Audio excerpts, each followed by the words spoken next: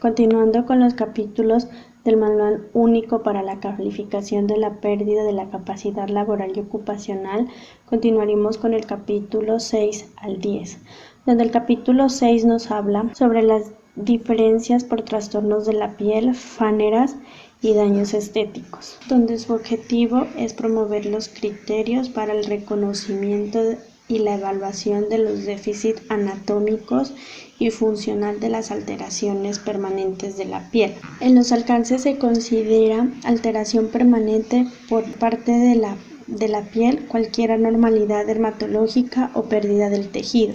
También encontramos en las definiciones, interpretaciones, signos y síntomas de la información de la historia clínica. Bueno, en el criterio de evaluación encontramos que existen 3 criterios. El primero es el historial clínico, factor principal de la información de los signos y los síntomas.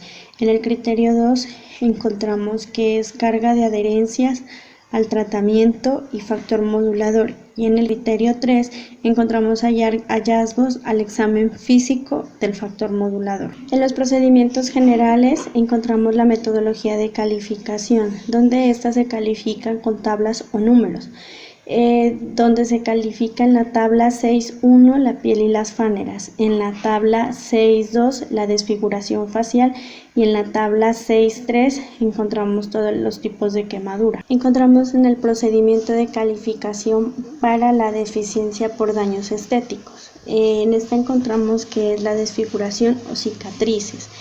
Esto se considera un daño estético a toda irregularidad, o sea que tenga el cuerpo humano o la cara, que también se involucre las articulaciones, la cual nos dice que si se involucran las articulaciones o otro tejido aparte de la piel, este criterio será calificado de acuerdo al capítulo correspondiente. De igual forma, si en la desfiguración se califica tiene problemas en la salud mental, también se va a calificar en el capítulo en el que pertenecen todos los problemas de salud mental. Encontramos otro criterio a considerar para la evaluación y ponderación del daño. Encontramos en el criterio 1 todas las alteraciones y de la anatomía facial.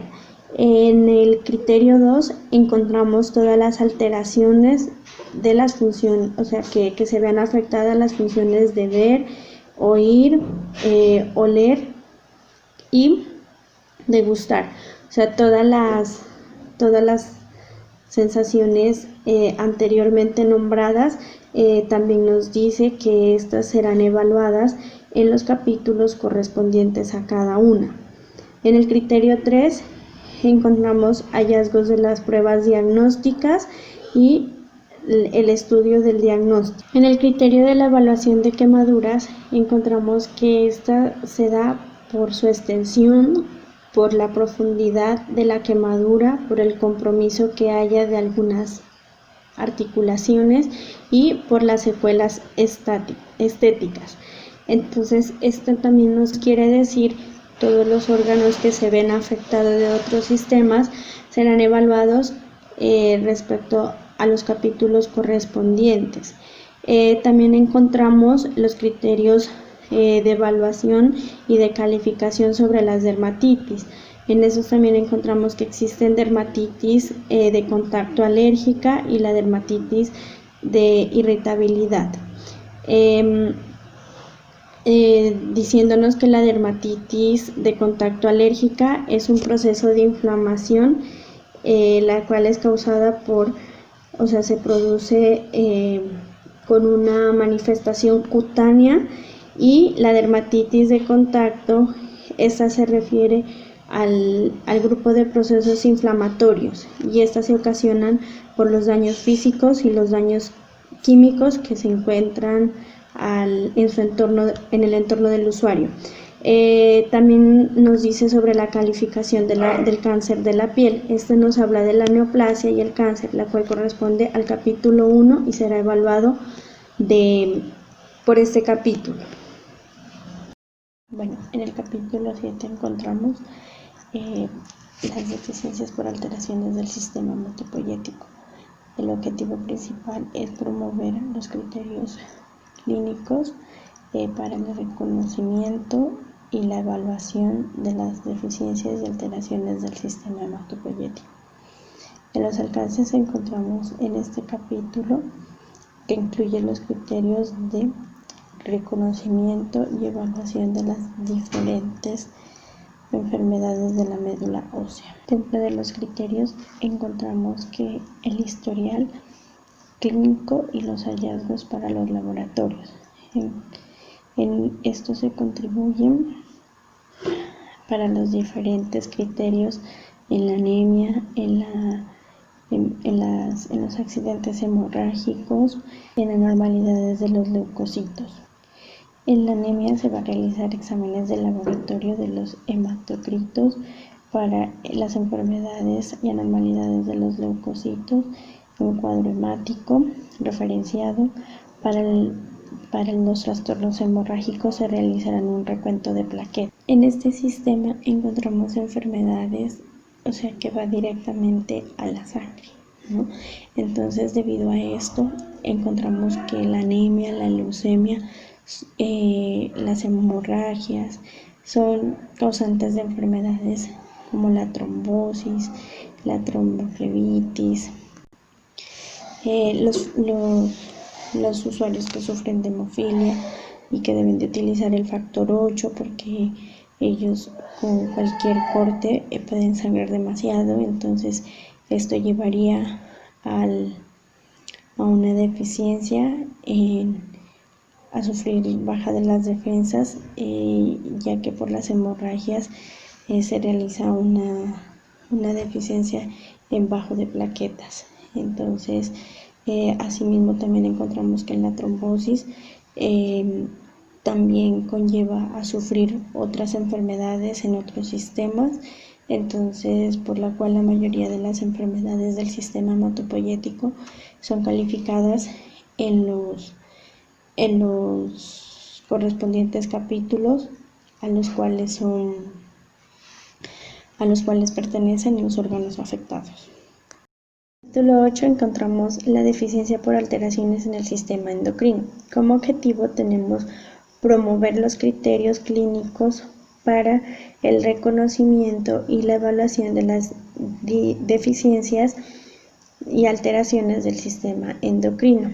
Y junto a este sistema poder ver que está compuesto por varias hormonas, que está compuesto por el hipotálamo, las glándulas suprarrenales y el tejido celular del páncreas. En los alcances tenemos que estas deficiencias y procedimientos dan la calificación al sistema endocrino debido a las enfermedades que afectan este sistema. También tenemos que tener en cuenta que la hipófisis regula sus propias hormonas, pero también tenemos que darnos cuenta que la hipófisis no maneja no es la que regula todas las hormonas, porque estas responden de una forma directa e indirecta.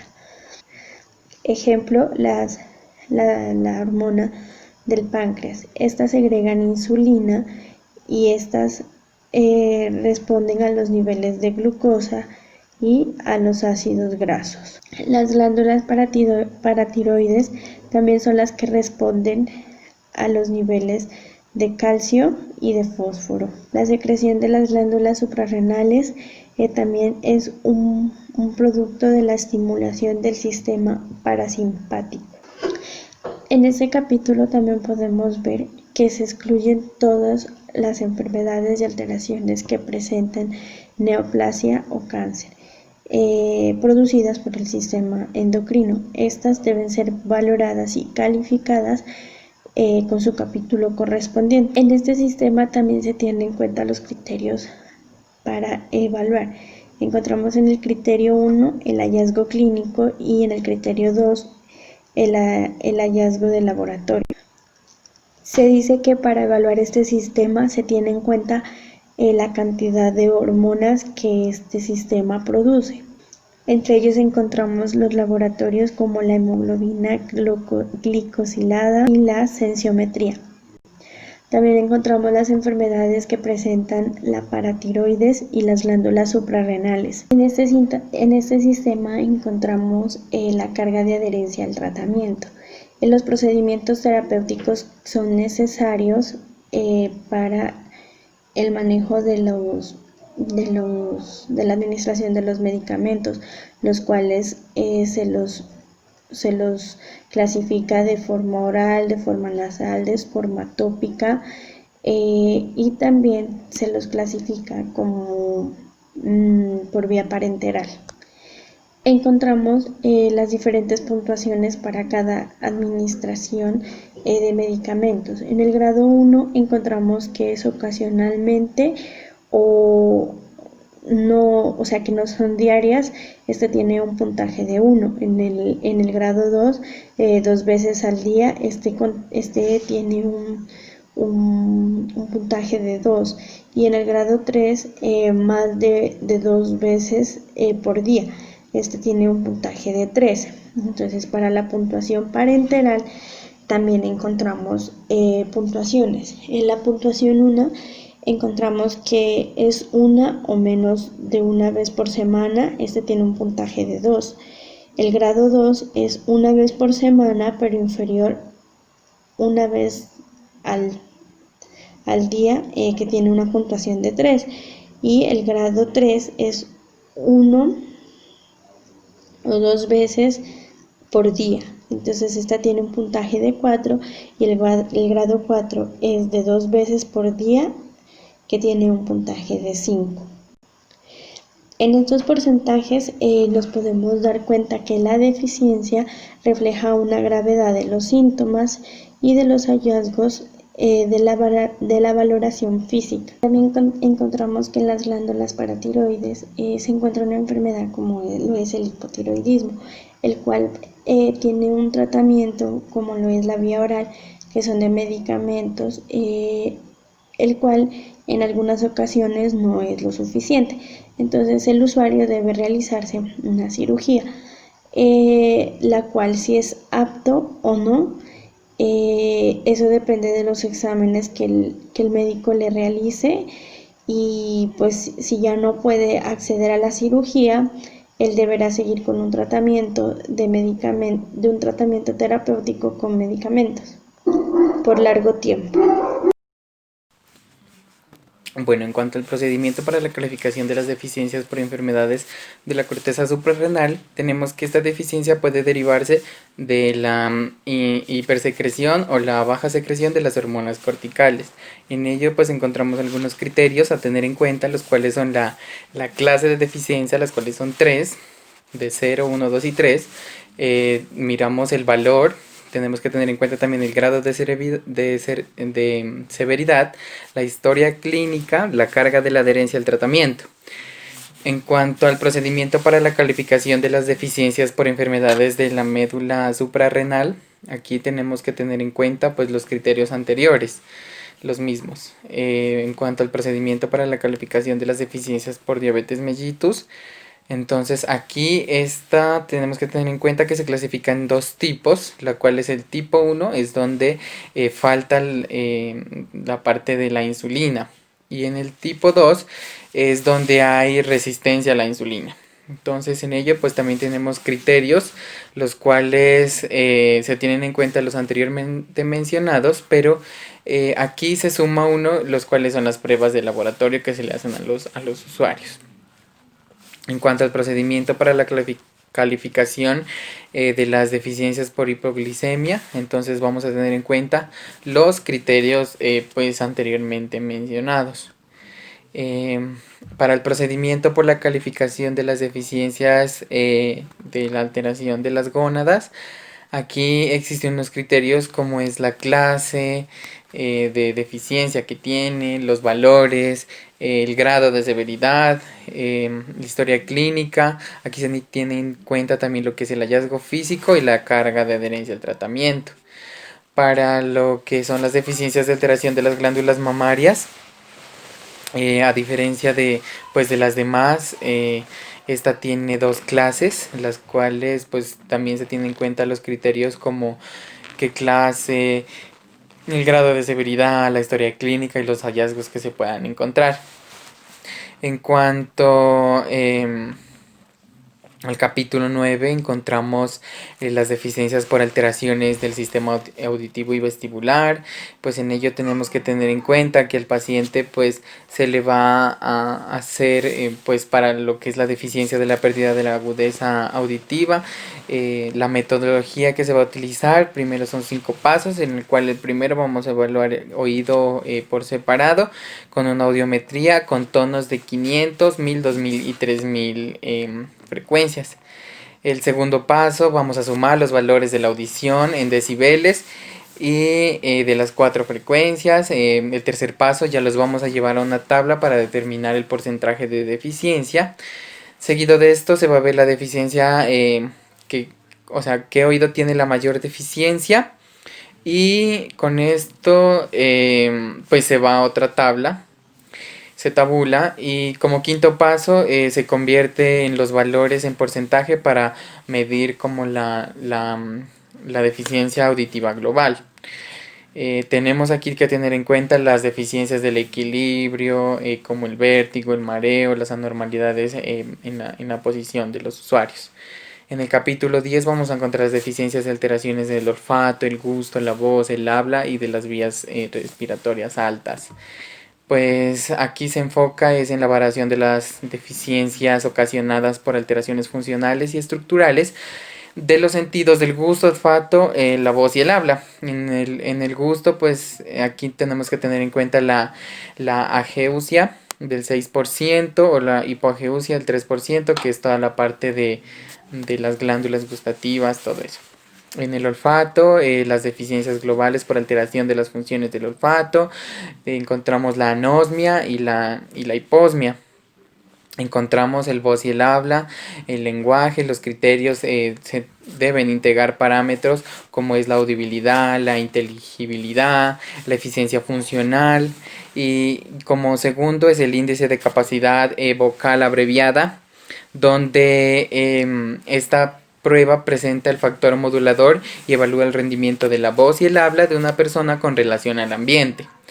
En las deficiencias por alteración de la respiración, de la respiración en las vías superiores, los criterios que se deben tener en cuenta en esta también son la historia clínica, las pruebas objetivas, diagnóstico y otros resultados objetivos que se pueden hacer a los usuarios.